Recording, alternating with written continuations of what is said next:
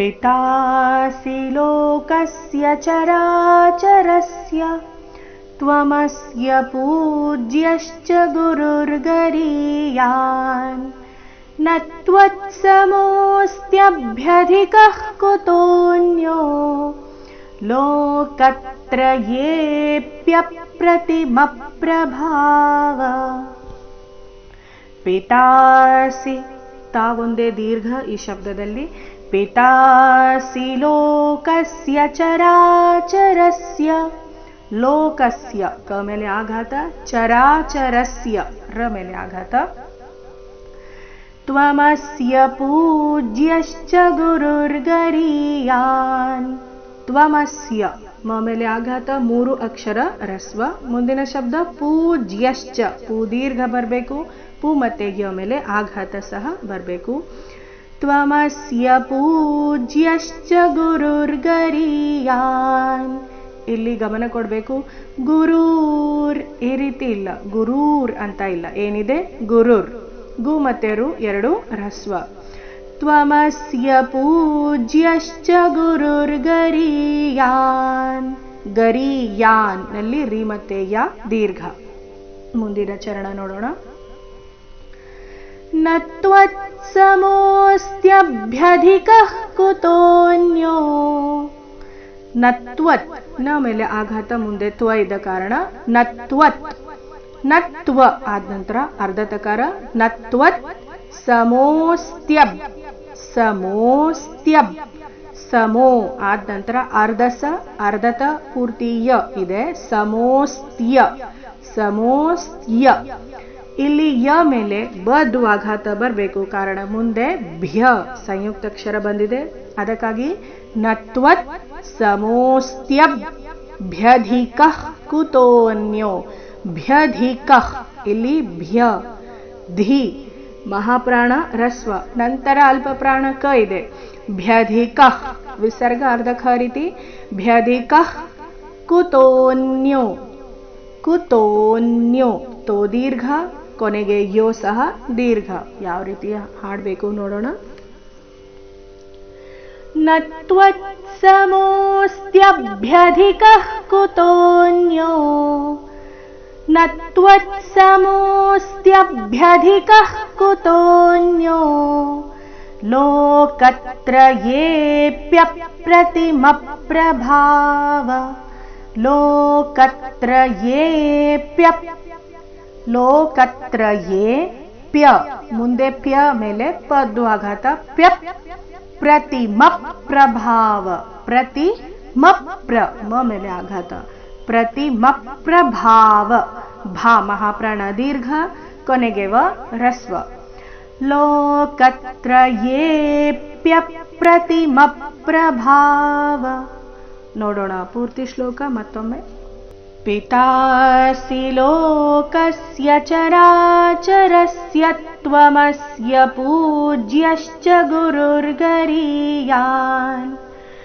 ನ ತ್ವತ್ಸಮೋऽಸ್ತ್ಯಭ್ಯಧಿಕಃ ಕುತೋನ್ಯೋ ಲೋಕತ್ರಯೇಪ್ಯಪ್ರತಿಮಪ್ರಭಾವ. ತಸ್ಮಾತ್ ಪ್ರಣಮ್ಯ ಪ್ರಣಿಧಾಯ ಕಾಯಂ ಪ್ರಸಾದಯೇತ್ವಾಮಹಮೀಶಮೀಡ್ಯಂ ಪಿತೇವ ಪುತ್ರಸ್ಯ ಸಖೇವ ಸಖ್ಯುಃ ಪ್ರಿಯಃ ಪ್ರಿಯಾಯಾರ್ಹಸಿ ದೇವ ಸೋಢುಂ. ತಸ್ಮಾತ್ ತಸ್ಮಾ ತ ಮೇಲೆ ಆಘಾತ, ತಸ್ಮಾ ಆದ ನಂತರ ಅರ್ಧ ತಕಾರ. ತಸ್ಮಾತ್ ಪ್ರಣಮ್ಯ, ಪ್ರಣಮ್ಯ ಣ ಮೇಲೆ ಆಘಾತ, ಯ ಮೇಲೆ ಸಹ ಆಘಾತ ಬರಬೇಕು. ಯಾವ ರೀತಿ ಗಮನಿಸಿ. ಪ್ರಣಮ್ಯ, ಪ್ರಣಮ್ಯ. ತಸ್ಮಾತ್ ಪ್ರಣಮ್ಯ ಪ್ರಣಿಧಾಯ ಕಾಯಂ, ಪ್ರಣಿಧಾಯ ಕಾಯಂ ಪ್ರಸಾದಯೇತ್ವಾಮಹಮೀಶಮೀಡ್ಯಂ. ಪ್ರಸಾದಯೇತ್ವಾಮಹಮೀಶ ಮೀ ದೀರ್ಘ, ಮಹಮೀಶಮೀಡ್ಯಂ. ಇಲ್ಲಿ ಸಹ ಮೀ ದೀರ್ಘ ಆದ ನಂತರ ಅರ್ಧ ಡ ಪೂರ್ತಿ ಯ ಸೇರಿ ಸಂಯುಕ್ತಾಕ್ಷರ. मीड्यम् पितेव पुत्रस्य सखेव सख्युः पितेव पुत्रस्य ಪು ಮತ್ತೆ ತ್ರ ಮೇಲೆ ಆಘಾತ ಮುಂದೆ ಸಖೇವ ಖೇ ದೀರ್ಘ ಮಹಾಪ್ರಾಣ ಸಖ್ಯುಃ ಸಖ್ಯುಃ ಪಿತೇವ ಪುತ್ರಸ್ಯ ಸಖೇವ ಸಖ್ಯುಃ ಪ್ರಿಯಃ ಪ್ರಿಯಾಯಾರ್ಹಸಿ ಪ್ರಿಯಃ ವಿಸರ್ಗದ ಉಚ್ಚಾರಣೆ ಫ ರೀತಿ ಪ್ರಿಯಃ ಪ್ರಿಯಾಯಾರ್ಹಸಿ ದೇವ ಸೋಢುಂ. ನೋಡೋಣ ಪೂರ್ತಿ ಶ್ಲೋಕ. ತಸ್ಮಾತ್ ಪ್ರಣಮ್ಯ ಪ್ರಣಿಧಾಯ ಕಾಯಂ ಪ್ರಸಾದಯೇ ತ್ವಾಮಹಮೀಶಮೀಡ್ಯಂ ಪಿತೇವ ಪುತ್ರಸ್ಯ ಸಖೇವ ಸಖ್ಯುಃ ಪ್ರಿಯಃ ಪ್ರಿಯಾಯಾರ್ಹಸಿ ದೇವ ಸೋಢುಂ. ಅದೃಷ್ಟಪೂರ್ವಂ ಹೃಷಿತೋಸ್ಮಿ ದೃಷ್ಟ್ವಾ ಭಯೇನ ಚ ಪ್ರವ್ಯಥಿತಂ ಮನೋ ಮೇ ತದೇವ ಮೇ ದರ್ಶಯ ದೇವರೂಪಂ ಪ್ರಸೀದ ದೇವೇಶ ಜಗನ್ನಿವಾಸ. ಅದೃಷ್ಟಪೂರ್ವಂ ಶಬ್ದದಲ್ಲಿ ದೃ ಮೇಲೆ ಆಘಾತ ಬರಬೇಕು, ಅ ಮೇಲೆ ಆಘಾತ ಬರಬಾರ್ದು. ಈ ಅಂಶವನ್ನ ಗಮನದಲ್ಲಿಟ್ಟುಕೊಳ್ಳಿ. ಅದೃಷ್ಟಪೂರ್ವಂ ಅದೃಷ್ಟಪೂರ್ವಂ ಹೃಷಿತೋಸ್ಮಿ ದೃಷ್ಟ್ವಾ ಹೃಷಿತೋಸ್ಮಿ ದೃಷ್ಟ್ವಾ ಭಯೇನ ಚ ಪ್ರವ್ಯಥಿತಂ ಮನೋ ಮೇ ಭಯೇನ ಚ ಮೇಲೆ ಪದ್ದು ಆಘಾತ ಚ ಪ್ರವ್ಯಥಿತಂ ಚ ಮತ್ತೆ ಪ್ರ ಈ ಎರಡು ಅಕ್ಷರಗಳ ಮೇಲೆ ಆಘಾತ ಬರಬೇಕು. ಭಯೇನ ಚ ಪ್ರವ್ಯಥಿತಂ ಪ್ರವ್ಯಥಿತಂ ಥಿ ಮಹಾಪ್ರಾಣ ಮುಂದಿನ ತ ಅಲ್ಪ ಪ್ರಾಣ.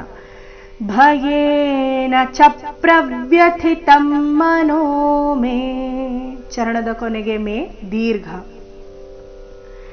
ತದೇವ ಮೇ ದರ್ಶಯ ದೇವರೂಪಂ ತುಂಬಾ ಸರಳವಾದ ಚರಣ, ಎಲ್ಲಿಯೂ ಆಘಾತ ಇಲ್ಲ, ರಸ್ವ ದೀರ್ಘಗಳ ಮೇಲೆ ಗಮನ ಕೊಡಬೇಕು.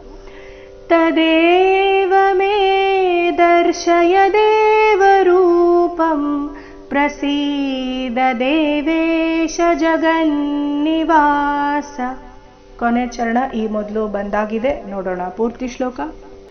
ಅದೃಷ್ಟಪೂರ್ವಂ ಹೃಷಿತೋಸ್ಮಿ ದೃಷ್ಟ್ವಾ ಭಯೇನ ಚ ಪ್ರವ್ಯಥಿತಂ ಮನೋ ಮೇ